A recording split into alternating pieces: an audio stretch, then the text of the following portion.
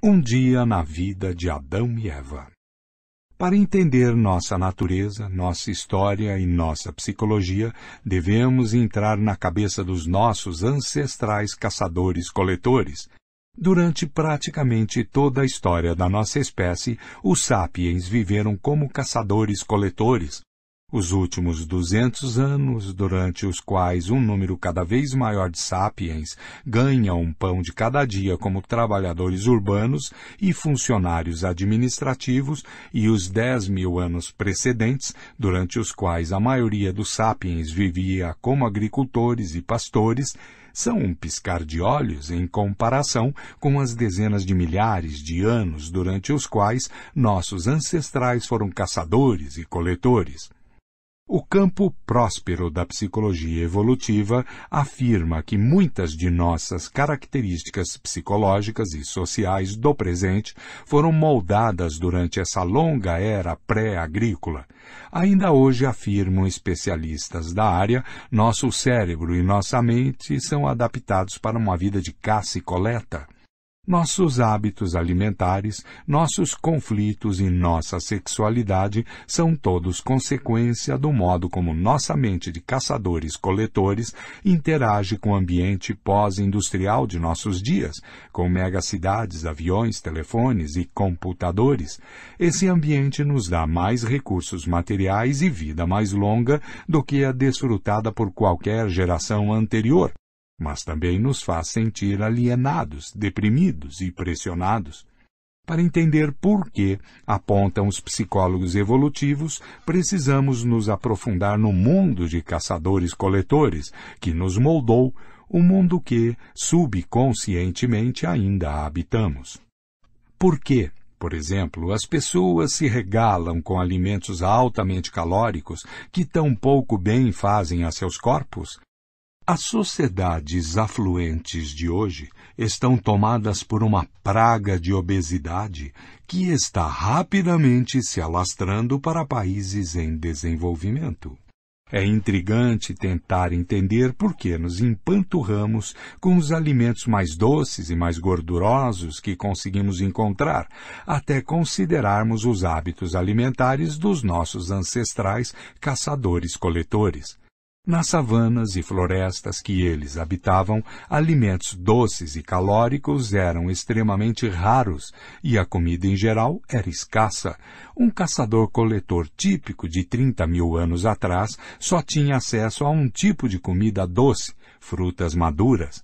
Se uma mulher da idade da pedra se deparasse com uma árvore repleta de figos, a coisa mais razoável a fazer era ingerir o máximo que pudesse imediatamente, antes que um bando de babuínos comesse tudo.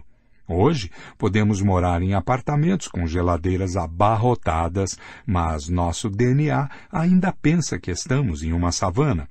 É isso que nos motiva a comer um pote inteiro de sorvete quando encontramos um no freezer e fazê-lo descer com uma Coca-Cola grande.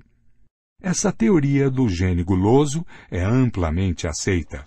Outras teorias são muito mais controversas. Por exemplo, alguns psicólogos evolutivos afirmam que bandos antigos de caçadores-coletores não eram compostos de famílias nucleares centradas em casais monogâmicos.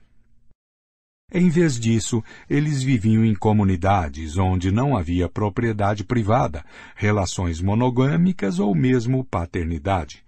Em um bando como esse, uma mulher podia ter relações sexuais e formar laços íntimos com vários homens e mulheres ao mesmo tempo, e todos os adultos do bando cooperavam para cuidar das crianças. Os homens mostravam igual preocupação por todas as crianças, uma vez que nenhum sabia ao certo quais eram definitivamente filhos seus. Tal estrutura social não é uma utopia aquariana, é bem documentada entre animais, notadamente entre nossos parentes mais próximos, os chimpanzés e os bonobos. Há, inclusive, uma série de culturas humanas nos dias de hoje em que se pratica a paternidade coletiva, como, por exemplo, entre os índios barés. De acordo com as crenças de tais sociedades, uma criança não nasce do esperma de um único homem, mas da acumulação de esperma no útero de uma mulher. Uma boa mãe trata de ter relações sexuais com vários homens diferentes, sobretudo enquanto está grávida, para que seu filho receba as qualidades e os cuidados paternos não só do melhor caçador, como também do melhor contador de histórias, do guerreiro mais forte e do amante mais atencioso. Se isso parece estúpido, tenha em mente que antes do desenvolvimento dos estudos embriológicos modernos, as pessoas não tinham provas concretas de que os bebês invariavelmente são concebidos por um único pai, e não por vários. Os defensores dessa teoria da comunidade antiga afirmam que as infidelidades frequentes que caracterizam os casamentos modernos e o índice elevado de divórcios, sem falar da profusão de complexos psicológicos que acometem crianças e adultos, todos resultam de forçar os humanos a viver em famílias nucleares e relações monogâmicas que são incompatíveis com nosso programa biológico. Nota. Muitos acadêmicos rejeitam veementemente essa teoria, insistindo que a monogamia e a formação de famílias são comportamentos essencialmente humanos. Esses pesquisadores afirmam que, embora as antigas sociedades caçadoras-coletoras tendessem a ser mais comunais e igualitárias do que as sociedades modernas, eram, no entanto, constituídas de células separadas, cada uma delas contendo um casal ciumento e os filhos que eles tinham em comum. É por isso que hoje as relações monogâmicas e as famílias nucleares são a norma na grande maioria das culturas, que homens e mulheres tendem a ser muito possessivos com relação a seus parceiros e filhos e que, até mesmo em estados modernos como a Coreia do Norte e a Síria, a autoridade política passa de pai para filho. A fim de resolver essa controvérsia, e entender nossa sexualidade, nossa sociedade e nossa política, precisamos saber algumas coisas sobre as condições de vida de nossos ancestrais, a fim de examinar como viviam os sapiens entre a Revolução Cognitiva de 70 mil anos atrás e o começo da Revolução Agrícola, há cerca de 12 mil anos. Infelizmente, há poucas certezas a respeito da vida de nossos ancestrais caçadores-coletores. O debate entre os defensores da comunidade antiga e os da monogamia eterna se baseia em indícios escassos. Obviamente, não temos registros escritos da época dos caçadores-coletores, e as evidências arqueológicas consistem basicamente de ossos fossilizados e ferramentas de pedra. Artefatos feitos de materiais mais perecíveis, como madeira, bambu ou couro, só sobrevivem em condições especiais. A impressão comum de que os humanos pré-agrícolas viveram em uma idade da pedra é um conceito equivocado, baseado nessa tendência arqueológica. Seria mais adequado chamar a idade da pedra de idade da madeira, pois a maioria das ferramentas usadas pelos antigos caçadores-coletores era feita de madeira. Toda a reconstrução da vida dos antigos caçadores-coletores, com base nos artefatos remanescentes, é extremamente problemática. Uma das diferenças mais gritantes entre eles e seus descendentes agrícolas e industriais é que, para começar, os caçadores-coletores tinham pouquíssimos artefatos e estes exerciam um papel comparativamente modesto em suas vidas. Ao longo de suas vidas, um típico membro de uma sociedade moderna afluente possui vários milhões de artefatos, de carros e casas a fraldas descartáveis e caixas de leite. Dificilmente há uma atividade, uma crença ou mesmo uma emoção que não seja mediada por objetos concebidos por nós mesmos. Nossos hábitos alimentares são mediados por uma coleção impressionante de tais itens, de colheres e copos a laboratórios de engenharia genética e navios transoceânicos gigantes. Para brincar, usamos uma série de brinquedos, de cartas de plástico a estádios com 100 mil lugares. Nossas relações românticas e sexuais são equipadas por anéis, camas, roupas bonitas, lingeries sensuais, camisinhas, restaurantes da moda, motéis baratos, salas de espera de aeroporto, salões de festa e empresas de catering. As religiões trazem o sagrado à nossa vida com igrejas góticas, mesquitas muçulmanas, ashrams hindus, rolos de Torá, rodas de oração tibetanas, batinas eclesiásticas, velas, incenso, árvores de Natal, lápides e ícones. Mal percebemos o quanto nossos objetos são onipresentes, até precisarmos nos mudar para uma casa nova. Os caçadores-coletores se mudavam todo mês, toda semana e, às vezes, todo dia, carregando nas costas o que quer que possuíssem. Não havia empresas de mudança, carroças e nem mesmo animais de carga para dividir o fardo. Consequentemente, eles tinham de se virar apenas com as posses essenciais. É razoável presumir, portanto, que a maior parte de sua vida mental, religiosa e emotiva fosse conduzida sem a ajuda de artefatos. Um arqueólogo trabalhando daqui a 100.000 anos seria capaz de recompor um cenário razoável da crença e da prática muçulmana com base nos vários objetos encontrados em escavações nas ruínas de uma mesquita. Mas hoje estamos praticamente perdidos tentando compreender as crenças e os rituais dos antigos caçadores-coletores. É, em grande medida, o mesmo dilema que um futuro historiador enfrentaria se tivesse de retratar o mundo social dos adolescentes do século XXI, unicamente com base no que sobrevivesse das cartas trocadas entre eles, já que não restariam registros de conversas telefônicas, e-mails, blogs e mensagens de texto. A dependência dos artefatos, portanto, resulta em um relato tendencioso da vida dos antigos caçadores-coletores. Uma maneira de remediar isso é observar as sociedades caçadoras-coletoras modernas. Estas podem ser estudadas diretamente por meio de observação antropológica. Mas há boas razões para ser cauteloso ao fazer inferências a partir das sociedades caçadoras-coletoras modernas sobre as antigas. Em primeiro lugar, todas as sociedades caçadoras-coletoras que sobreviveram até nossos dias foram influenciadas por sociedades agrícolas e industriais adjacentes. Portanto, é arriscado presumir que o que é verdade sobre elas também foi verdade há dezenas de milhares de anos. Em segundo lugar, as sociedades caçadoras-coletoras modernas sobreviveram principalmente em áreas com condições climáticas difíceis e terreno inóspito, inadequado para a agricultura. As sociedades que se adaptaram às condições extremas de lugares como o deserto de Kalahari, no sul da África, podem muito bem fornecer um modelo um tanto enganoso para entender sociedades antigas em áreas férteis, como o vale do rio Yangtze. Em particular, a densidade populacional em uma área como o deserto de Kalahari é muito mais baixa do que foi na região do antigo Yangtze. E isso tem implicações profundas para questões essenciais sobre o tamanho e a estrutura dos bandos humanos e a relação entre eles.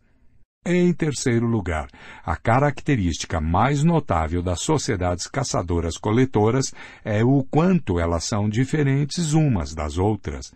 Diferem não só de uma parte do mundo a outra, como inclusive na mesma região. Um bom exemplo é a enorme variedade que os primeiros colonizadores europeus encontraram entre os povos aborígenes da Austrália. Logo antes da conquista britânica, entre 300.000 e 700.000 caçadores-coletores viviam no continente distribuídos em 200 a 600 tribos, cada uma dividida em vários bandos. 2. Nota.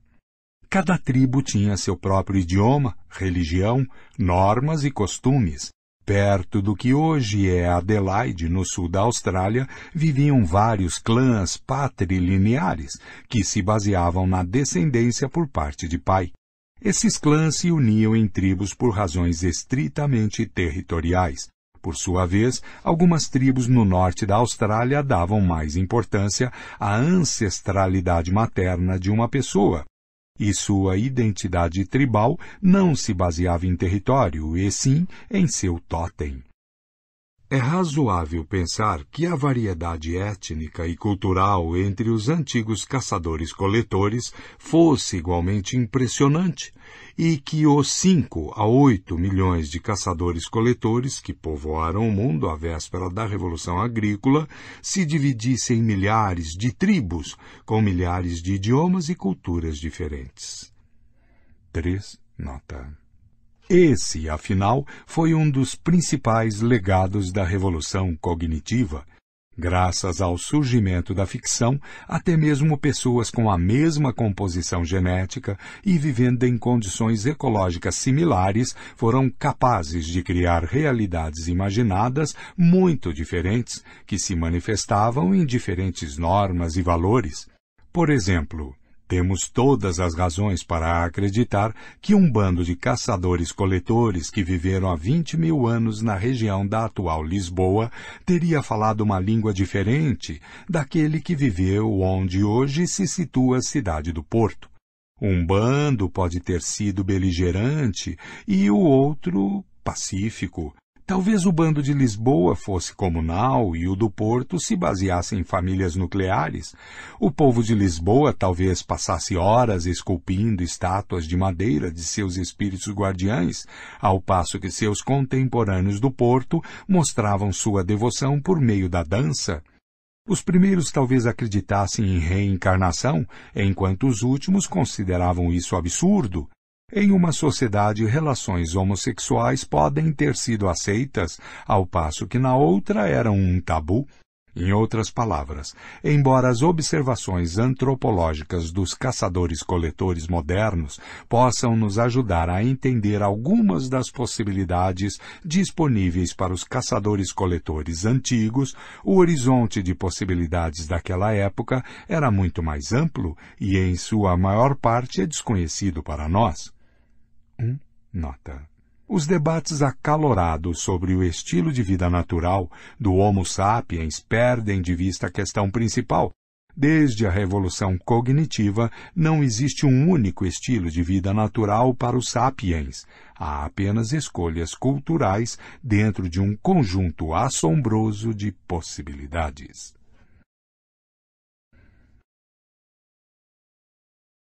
A sociedade afluente original. Que generalizações podemos fazer sobre a vida no mundo pré-agrícola, então?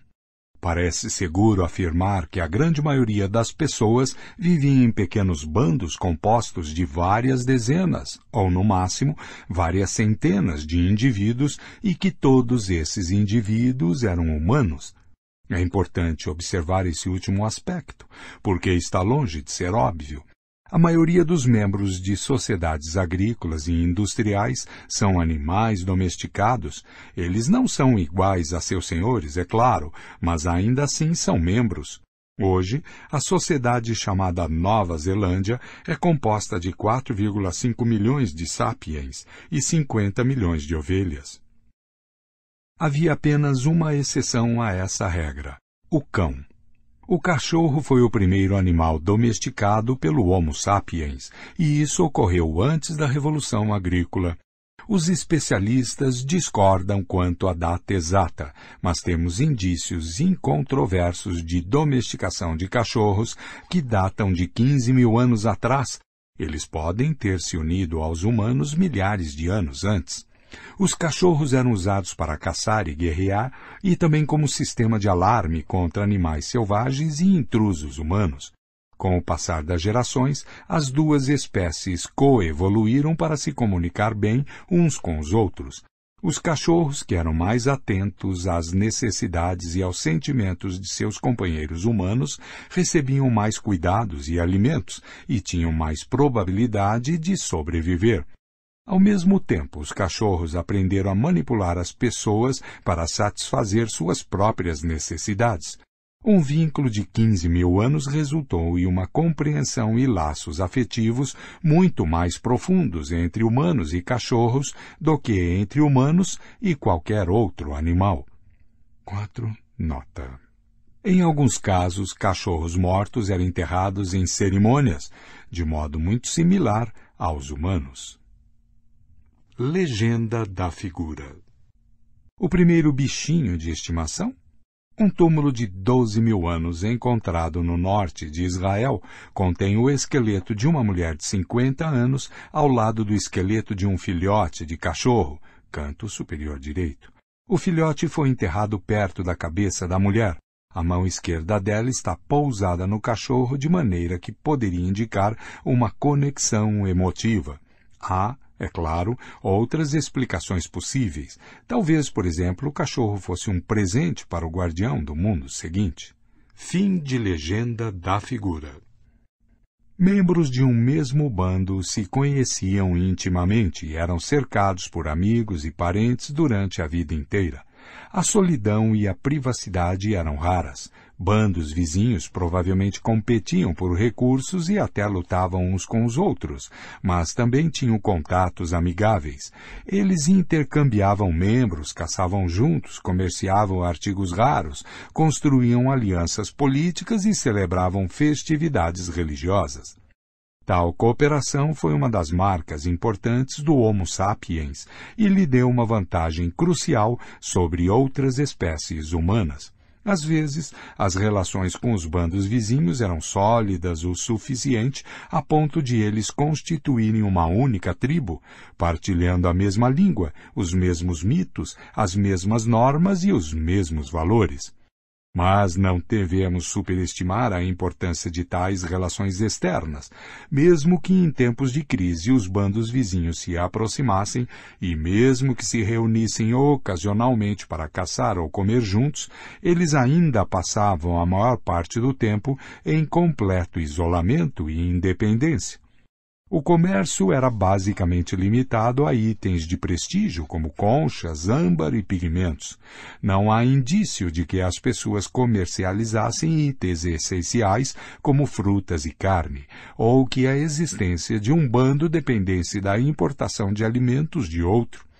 As relações sociopolíticas também tendiam a ser esporádicas. A tribo não servia como um marco político permanente, e mesmo que houvesse lugares de reunião sazonais, não havia cidades ou instituições permanentes. Em média, uma pessoa vivia muitos meses sem ver ou ouvir um indivíduo de fora de seu bando, e ao longo de sua vida encontrava não mais do que algumas centenas de humanos. A população sapiens vivia espalhada por vastos territórios. Antes da Revolução Agrícola, a população humana do planeta inteiro era menor do que a de São Paulo hoje. A maioria dos bandos sapiens vivia se deslocando, vagando de um lado para outro em busca de alimento. Seus movimentos eram influenciados pela mudança das estações, pela migração anual de animais e pelo ciclo de crescimento das plantas. Eles costumavam viajar de um lado para outro no mesmo território, uma área cuja extensão ficava entre várias dezenas e muitas centenas de quilômetros quadrados. De vez em quando, bandos saíam de seu território e exploravam novas terras, fosse devido a calamidades climáticas, conflitos violentos, pressões demográficas, fosse por iniciativa de um líder carismático. Essas perambulações foram o motor da expansão humana pelo mundo. Se um bando de caçadores-coletores se dividisse uma vez a cada 40 anos e o novo grupo migrasse para um novo território, 100 quilômetros para o leste, a distância da África Oriental à China teria sido coberta em aproximadamente 10 mil anos. Em alguns casos excepcionais, quando as fontes de alimento eram particularmente abundantes, os bandos se assentavam em acampamentos sazonais e até mesmo permanentes. Técnicas para secar, defumar e, nas regiões árticas, congelar alimentos também tornaram possível permanecer em um mesmo lugar por períodos mais longos. Mais importante ainda, em áreas próximas de rios e mares ricos em frutos do mar e aves aquáticas, os humanos fundaram aldeias permanentes de pescadores, os primeiros assentamentos permanentes na história, muito antes da Revolução Agrícola. As aldeias de pescadores podem ter aparecido no litoral das ilhas indonésias, já há 45 mil anos. Estas possivelmente foram a base a partir da qual o Homo sapiens iniciou seu primeiro empreendimento transoceânico, a invasão da Austrália. Na maioria dos habitats, os bandos de sapiens se alimentavam de maneira versátil e oportunista. Eles saíam à procura de cupins, coletavam bagas, desenterravam raízes, capturavam coelhos e caçavam bisões e mamutes. Apesar da imagem difundida de caçador, a coleta era a atividade principal dos sapiens e lhe fornecia a maior parte de suas calorias, além de matérias-primas como sílex, madeira e bambu. Os sapiens não saíam apenas à procura de alimentos e materiais, também saíam à procura de conhecimento.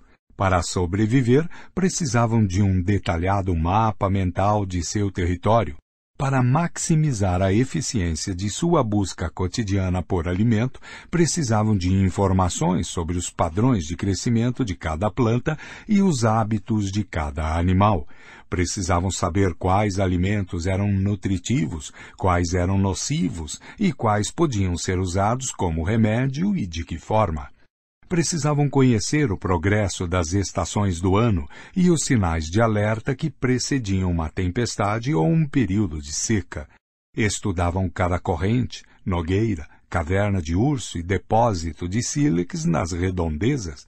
Cada indivíduo precisava entender como fabricar uma faca de pedra, como remendar um manto rasgado, como preparar uma armadilha para um coelho e como enfrentar avalanches, picadas de cobra ou leões famintos.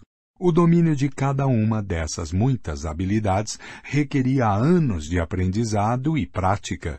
Em média, um antigo caçador-coletor era capaz de transformar um pedaço de sílex em uma ponta de lança em minutos.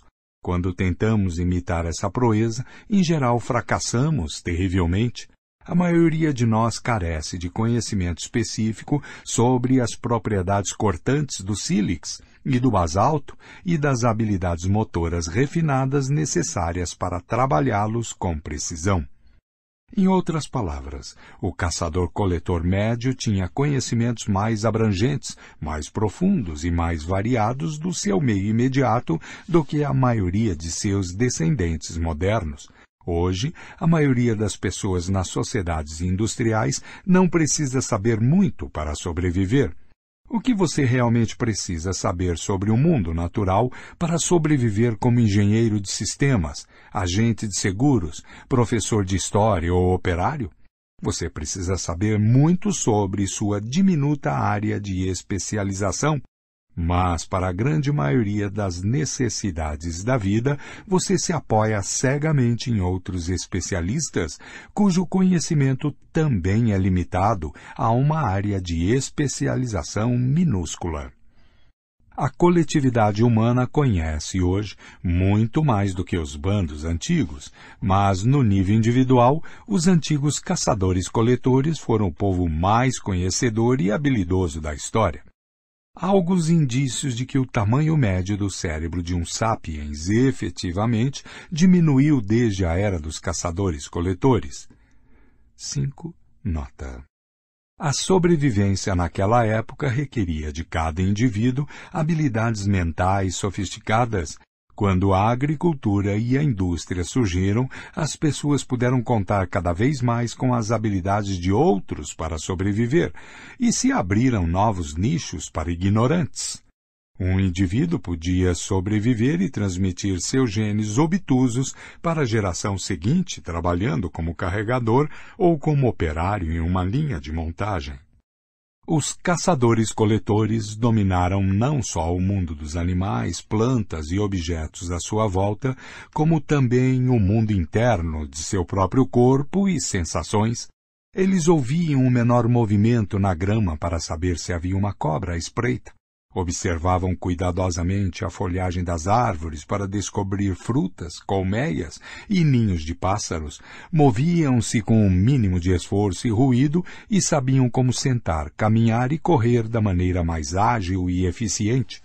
O uso constante e variado do corpo os tornava tão aptos quanto maratonistas. Eles tinham um nível de destreza física que as pessoas hoje são incapazes de alcançar, mesmo após anos de prática de yoga ou de tai chi.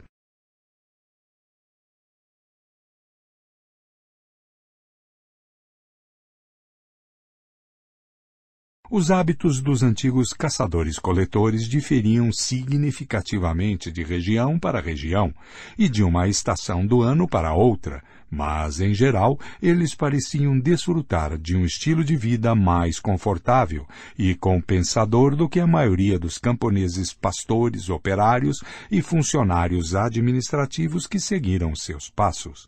Enquanto as pessoas nas sociedades afluentes de hoje trabalham em média de 40 a 45 horas por semana e as pessoas nos países em desenvolvimento trabalham 60 ou mesmo 80 horas por semana, os caçadores-coletores que hoje vivem nos habitats mais inóspitos, como o deserto de Kalahari, trabalham em média apenas 35 ou 45 horas por semana. Eles caçam apenas uma vez a cada 3 dias e a coleta leva não mais do que de 3 a 6 horas diárias. Em épocas normais, isso é suficiente para alimentar o bando. É bem possível que os antigos caçadores-coletores, vivendo em zonas mais férteis do que o Kalahari, gastassem ainda menos tempo obtendo alimento e matérias-primas. Além disso, eles tinham uma carga mais leve de tarefas domésticas. Não tinham pratos para lavar, tapetes para limpar, pisos para polir, fraldas para trocar ou contas para pagar. A economia dos caçadores-coletores proporcionava à maioria dos indivíduos vidas mais interessantes do que a agricultura ou a indústria. Atualmente, um operário chinês sai de casa por volta das 7 da manhã e atravessa ruas poluídas rumo a uma fábrica com condições precárias de trabalho, onde opera a mesma máquina da mesma maneira dia após dia durante 10 longas horas, voltando para casa por volta das 7 da noite para lavar a louça e a roupa. Há 30 mil anos, um caçador-coletor chinês possivelmente saía do acampamento com seus companheiros às 8 da manhã. Eles perambulavam pelas florestas e savanas das redondezas, colhendo cogumelos, desenterrando raízes comestíveis, capturando rãs e às vezes fugindo de tigres. No começo da tarde, estavam de volta ao acampamento para almoçar. Isso lhes deixava tempo suficiente para fofocar, contar histórias, brincar com os filhos ou simplesmente descansar na companhia uns dos outros. É claro que às vezes alguém era pego por um tigre ou picado por uma cobra, mas, por outro lado, eles não precisavam lidar com acidentes de automóvel ou poluição industrial. Em quase todos os lugares e em quase todas as épocas, a atividade caçadora-coletora fornecia a nutrição ideal. Isso dificilmente surpreende. Essa foi a dieta humana durante centenas de milhares de anos, e o corpo humano estava bem adaptado a ela.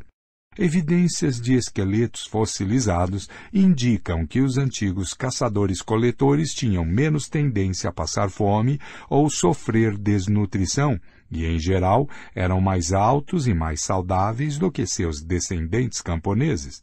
Ao que parece, a expectativa de vida era de apenas 30 a 40 anos, mas isso se devia em grande parte à incidência elevada de mortalidade infantil. As crianças que sobreviviam aos perigosos primeiros anos tinham boas chances de chegar aos 60 e algumas chegavam aos 80. Entre os caçadores-coletores modernos, as mulheres de 45 anos podem esperar viver outros 20 e cerca de 5 a 8% da população tem mais de 60 anos. 6. Nota. O segredo do sucesso dos caçadores-coletores, que os protegia da fome e da desnutrição, era a sua dieta variada. Os agricultores tendem a ingerir uma dieta muito limitada e desequilibrada, especialmente nos tempos pré-modernos. A maior parte das calorias que alimentam uma população agrícola vinha de uma única colheita, como trigo, batata ou arroz, que carece de algumas das vitaminas, sais minerais e outros nutrientes de que os humanos necessitam. Já os antigos caçadores-coletores comiam regularmente dezenas de alimentos distintos. O camponês chinês típico comia arroz no café da manhã, arroz no almoço e arroz no jantar. Se tivesse sorte, podia esperar comer o mesmo no dia seguinte. Diferentemente, os antigos caçadores-coletores comiam dúzias de tipos diferentes de comida. Ancestral do camponês, o caçador-coletor talvez comesse bagas e cogumelos no café da manhã, algumas frutas e tartaruga no almoço e carne de coelho com cebola selvagem no jantar. É bem provável que o menu do dia seguinte fosse completamente diferente. Essa variedade garantia que os antigos caçadores-coletores recebessem todos os nutrientes necessários. Além disso, ao não depender de um único tipo de comida, eles eram menos propensos a sofrer na ausência de uma fonte específica de alimento. As sociedades agrícolas são arruinadas pela fome quando uma seca, um incêndio ou um terremoto devastam a colheita anual de arroz ou de batata. As sociedades caçadoras-coletoras não estavam imunes a desastres naturais e sofriam períodos de fome e privação, mas, em geral, eram capazes de lidar com tais calamidades mais facilmente. Se perdiam alguns de seus alimentos essenciais, podiam coletar ou caçar outras espécies ou migrar para uma área menos afetada. Os antigos caçadores-coletores também eram menos afetados por doenças infecciosas. A maioria das doenças infecciosas que acometeram as sociedades agrícolas e industriais, como varíola, sarampo e tuberculose, se originou em animais domésticos e passou para os humanos somente após a Revolução Industrial. Os antigos caçadores-coletores que domesticaram apenas cachorros estavam livres desses males. Além disso, a maioria das pessoas nas sociedades agrícolas e industriais vivia em assentamentos permanentes que eram populosos e pouco higiênicos. Uma incubadora ideal para doenças. Os antigos caçadores-coletores percorriam a terra em pequenos bandos, o que não alimentava epidemias. A dieta completa e variada, a semana de trabalho relativamente curta e a raridade de doenças infecciosas levaram muitos especialistas a definir as sociedades caçadoras-coletoras pré-agrícolas como as sociedades afluentes originais. Seria um erro, no entanto, idealizar a vida desses povos antigos. Embora eles tivessem uma vida melhor do que a maioria das pessoas nas sociedades agrícolas e industriais, seu mundo ainda podia ser cruel e implacável. Períodos de dificuldade e privação não eram raros. A mortalidade infantil era alta e um acidente que hoje seria pouco significativo podia facilmente se tornar uma sentença de morte. A maioria das pessoas provavelmente desfrutava da intimidade do bando, mas os desafortunados que eram alvo de hostilidade ou de zombaria dos colegas de bando, de certo padeciam terrivelmente. Os caçadores-coletores modernos ocasionalmente abandonam e até matam pessoas idosas ou deficientes que não conseguem acompanhar o bando. Bebês e crianças indesejados podem ser assassinados, e há inclusive casos de religiosidade inspirados em sacrifício humano. Os axés, caçadores-coletores que viveram nas selvas do Paraguai até os anos 1960, dão uma ideia do lado negro do sistema de caça e coleta. Quando um membro valorizado do bando morria, os axés costumavam matar uma garotinha e enterrar os dois juntos.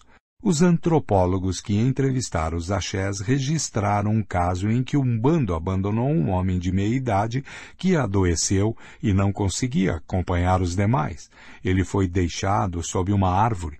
Abutres se empoleiraram sobre ela à espera de uma refeição substanciosa, mas o homem se recuperou e, caminhando depressa, conseguiu se juntar ao grupo novamente. Seu corpo estava coberto de fezes de pássaros e por isso ele foi apelidado de excremento de abutre. Quando uma mulher axé idosa se tornava um fardo para o resto do bando, um dos homens mais jovens se esgueirava atrás dela e a matava com um golpe de machado na cabeça. Um homem axé contou aos antropólogos histórias sobre seus primeiros anos na selva. Aspas, eu costumava matar mulheres idosas, matei minhas tias, reticências. As mulheres tinham medo de mim, reticências. Agora, aqui com os brancos, eu me tornei fraco, fecha aspas. Bebês nascidos sem cabelo, considerados subdesenvolvidos, eram mortos imediatamente. Uma mulher lembrou que sua primeira bebê foi morta porque os homens não queriam mais uma menina no bando. Em certa ocasião, um homem matou um garotinho porque ele estava de mau humor e a criança estava chorando. Outra criança foi enterrada viva porque tinha uma aparência engraçada e as outras crianças riam dela. 7. Nota. No entanto, devemos ter cuidado para não julgar os axés depressa demais. Os antropólogos que viveram com eles durante anos relatam que a violência entre adultos era muito rara. Mulheres e homens eram livres para escolher seus parceiros à vontade. Eles sorriam e riam constantemente, não tinham hierarquia e geralmente esquivavam-se de povos dominadores. Eram extremamente generosos com suas poucas posses e não eram obcecados com sucesso nem com riqueza. As coisas que mais valorizavam na vida eram boas interações sociais e boas amizades. 8. Nota. Eles viam a morte de crianças, pessoas doentes e idosos, como muitas pessoas hoje veem o aborto e a eutanásia. Também deve ser observado que os axés eram caçados e mortos sem piedade pelos fazendeiros paraguaios. É bem provável que a necessidade de escapar de seus inimigos os levasse a adotar uma atitude atipicamente cruel para com qualquer um que pudesse se tornar um fardo para o bando. A verdade é que a sociedade axé, como toda a sociedade humana, era muito complexa. Devemos tomar cuidado para não os demonizar nem idealizá-los com base em um conhecimento superficial. Os axés não eram anjos nem demônios, eram humanos, como também eram os antigos caçadores-coletores. Espíritos falantes. O que podemos dizer sobre a vida mental e espiritual dos antigos caçadores-coletores?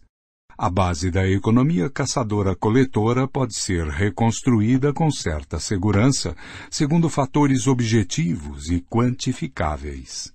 Por exemplo, podemos calcular quantas calorias por dia uma pessoa precisava para sobreviver, quantas calorias eram obtidas de 1 quilograma de nozes e quantas nozes podiam ser colhidas em 1 quilômetro quadrado de floresta.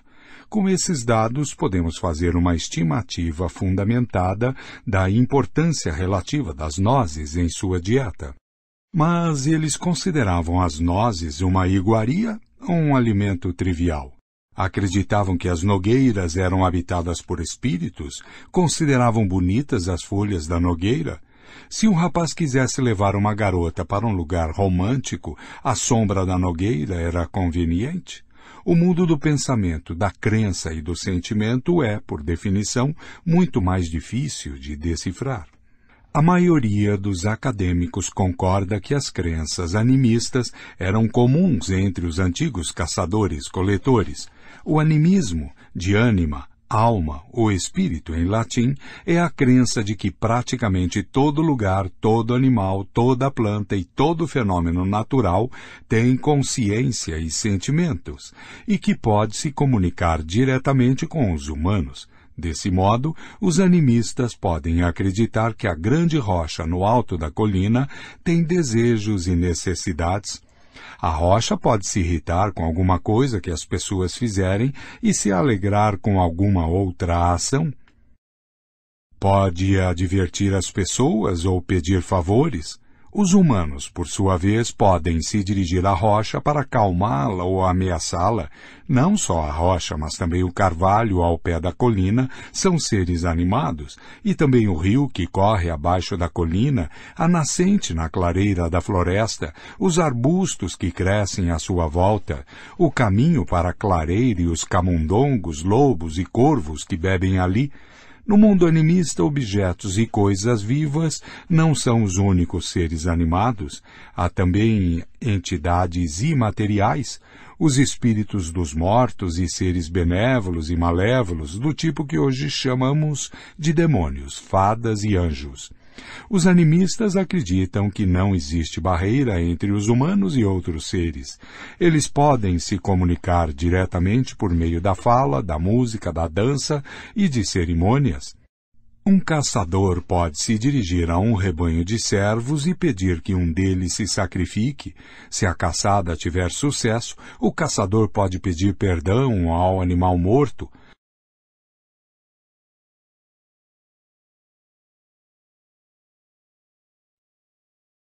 Quando alguém fica doente, um xamã pode contatar o espírito que causou a doença e tentar pacificá-lo ou afugentá-lo. Se necessário, o xamã pode pedir a ajuda de outros espíritos.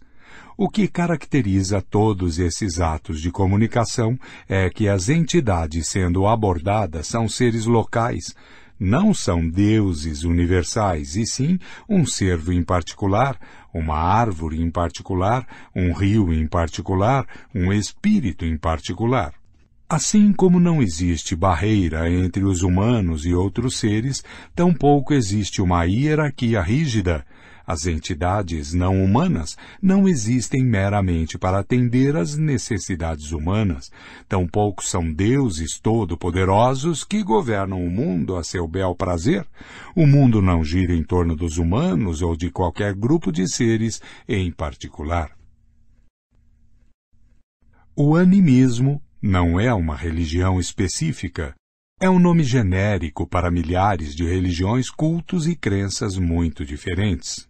O que torna todos eles animistas é sua maneira de encarar o mundo e o lugar que atribuem ao homem nesse mundo.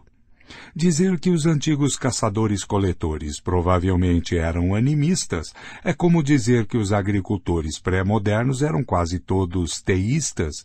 O teísmo, de theos, Deus em grego, é a visão de que a ordem universal se baseia em uma relação hierárquica entre humanos e um pequeno grupo de entidades etéreas, chamadas deuses. É com certeza correto afirmar que os agricultores pré-modernos tendiam a ser teístas, mas isso não nos diz muito sobre suas particularidades. A rubrica genérica teístas abrange rabinos judeus da Polônia do século XVIII, puritanos queimadores de bruxas do Massachusetts do século XVII, padres astecas do México do século XV, místicos sufistas do Irã do século XII, guerreiros vikings do século X, legionários romanos do século II e burocratas chineses do século I. As diferenças entre as crenças e práticas de grupos de caçadores-coletores animistas provavelmente eram tão grandes quanto. Sua experiência religiosa pode ter sido turbulenta e cheia de controvérsias, reformas e revoluções. 7. Uma pintura da caverna de Lascaux, aproximadamente 15 a 20 mil anos atrás. O que vemos exatamente qual é o significado dessa pintura? Alguns afirmam que vemos um homem com a cabeça de um pássaro e um pênis ereto sendo morto por um bisão. Sob o homem há outro pássaro que possivelmente simboliza a alma, libertada do corpo no momento da morte. Se for assim, a pintura retrata não um prosaico acidente de caçada, mas a passagem deste mundo para o seguinte. Mas não temos como saber se essas especulações são corretas. É como um teste de Rorschach.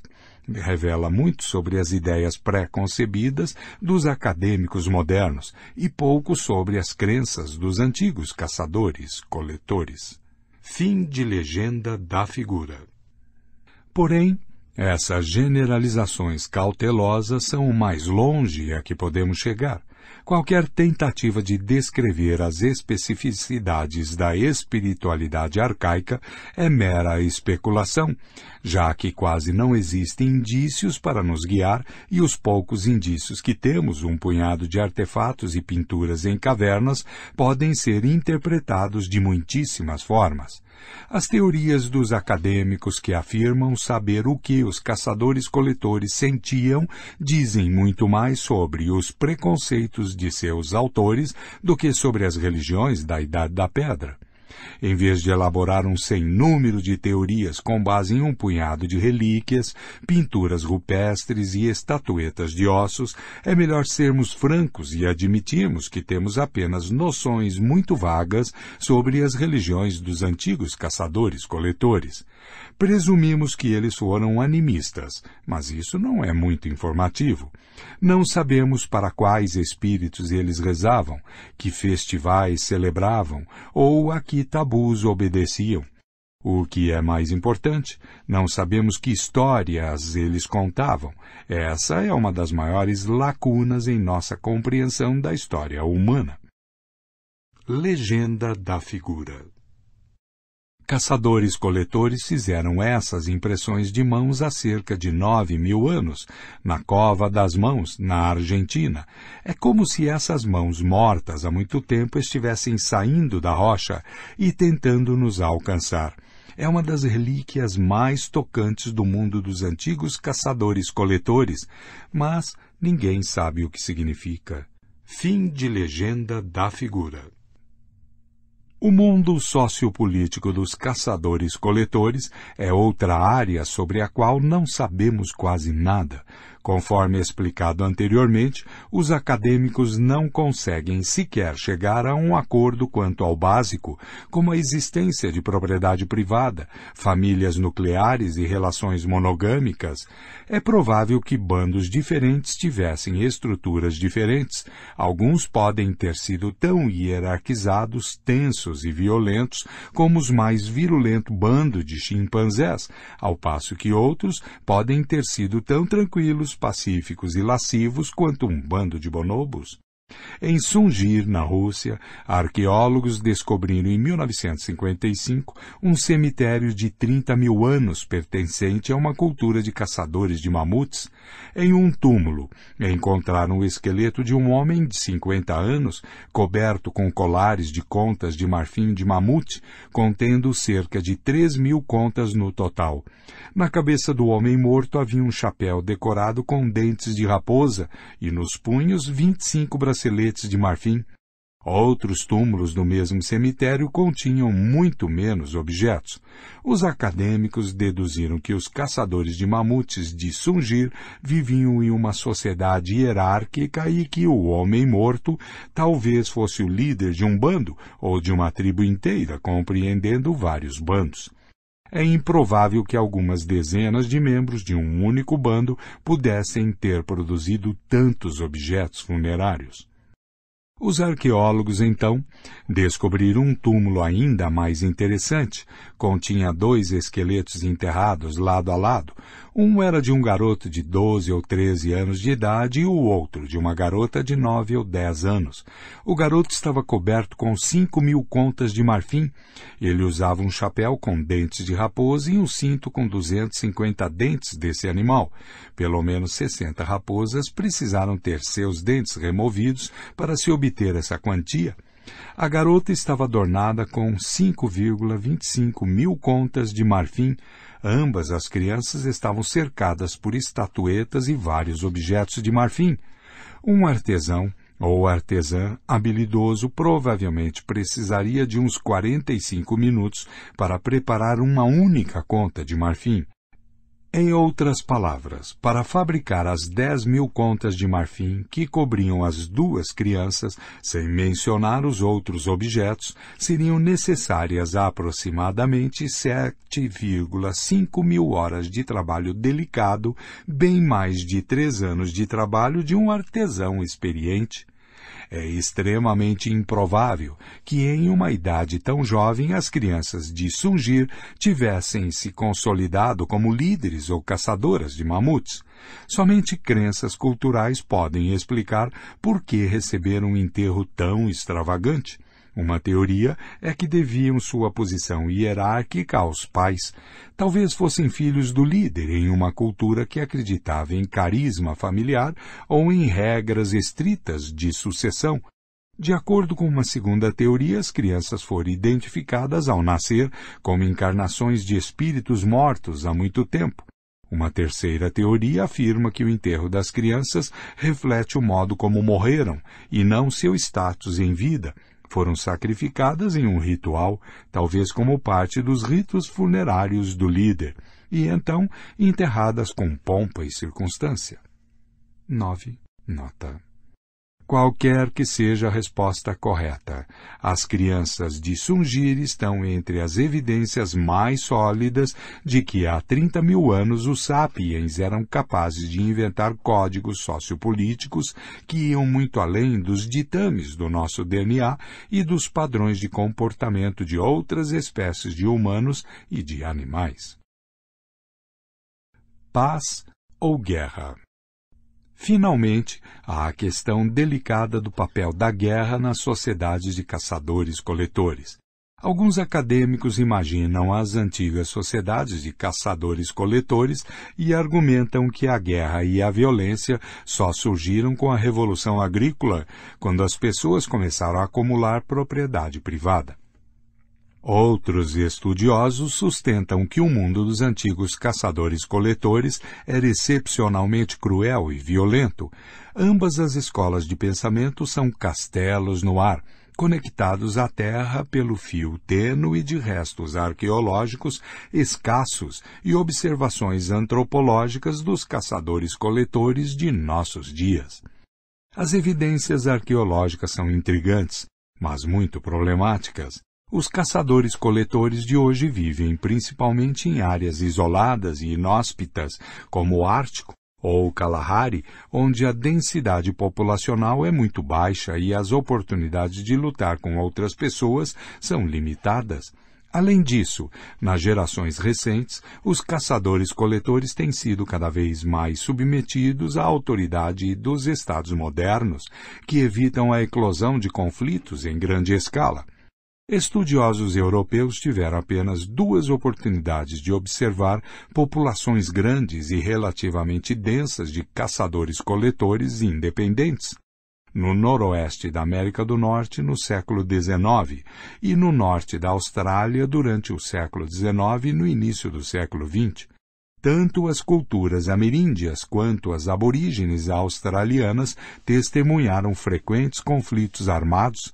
É discutível, porém, se isso representa uma condição atemporal ou o impacto do imperialismo europeu. As descobertas arqueológicas são escassas e opacas. Que pistas reveladoras poderiam restar de qualquer guerra acontecida há dezenas de milhares de anos? Não havia muros nem fortificações na época, nem bombas de artilharia ou mesmo espadas e escudos. Uma ponta de lança antiga pode ter sido usada na guerra, mas também pode ter sido usada para caçar. Ossos humanos fossilizados são igualmente difíceis de interpretar. Uma fratura poderia indicar uma ferida de guerra ou um acidente. A ausência de fraturas e cortes em um esqueleto antigo tampouco é prova conclusiva de que a pessoa a quem o esqueleto pertenceu não sofreu uma morte violenta.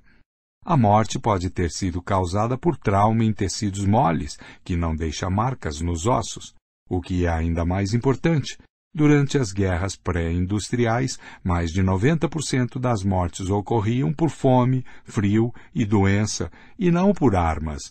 Imagine que há 30 mil anos uma tribo derrotou a tribo vizinha e a expulsou dos cobiçados terrenos propícios para caça e coleta. Na batalha decisiva, 10 membros da tribo derrotada foram mortos. No ano seguinte, outra centena de membros da tribo perdedora morreu de fome, frio e doença. Os arqueólogos que se deparassem com esses 110 esqueletos poderiam concluir facilmente que a maioria foi vítima de algum desastre natural. Como poderíamos afirmar que todos eles foram vítimas de uma guerra impiedosa? Devidamente alertados, podemos agora nos voltar para as descobertas arqueológicas. Em Portugal, realizou-se um levantamento de 400 esqueletos do período imediatamente anterior à Revolução Agrícola. Apenas 2 esqueletos apresentaram marcas nítidas de violência. Um levantamento similar de 400 esqueletos do mesmo período em Israel revelou uma única fratura em um único crânio que poderia ser atribuída à violência humana.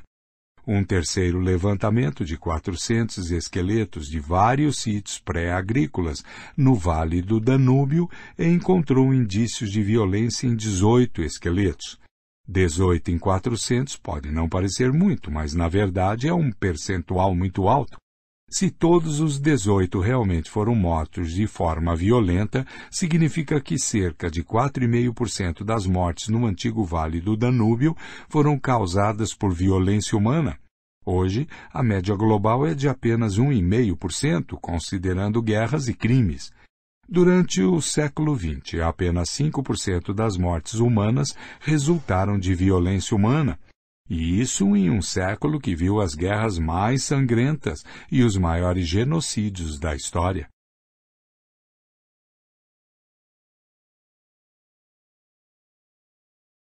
Se essa descoberta for representativa, o antigo Vale do Danúbio foi tão violento quanto o século XX. 2. Nota. As descobertas deprimentes sobre o Vale do Danúbio são corroboradas por uma sequência de descobertas igualmente deprimentes em outras regiões. Em Jabel Sahaba, no Sudão, descobriu-se um cemitério de 12.000 anos contendo 59 esqueletos.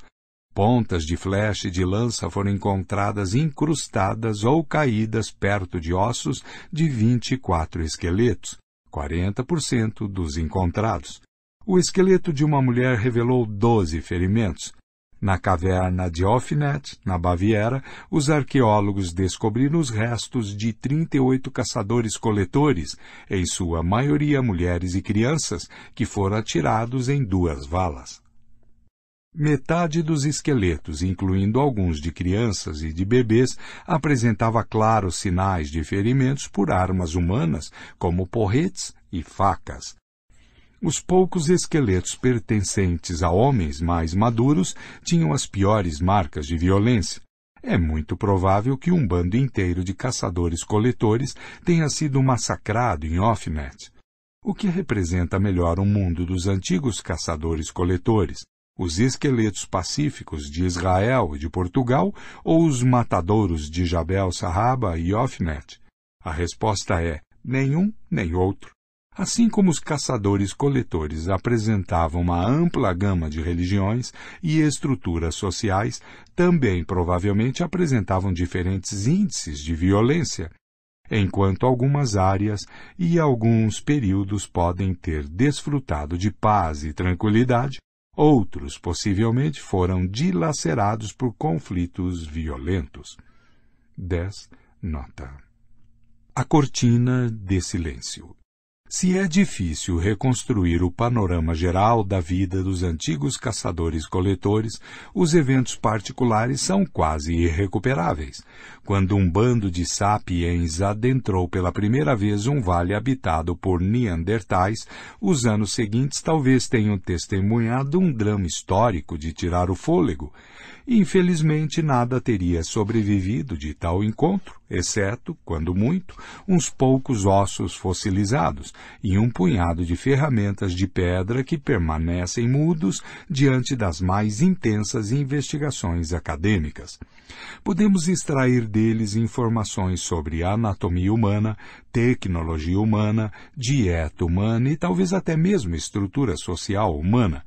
Mas eles não revelam nada sobre a aliança política formada entre bandos de sapiens vizinhos, sobre os espíritos dos mortos que abençoavam essa aliança ou sobre as contas de marfim secretamente ofertadas ao curandeiro local a fim de garantir a bênção dos espíritos.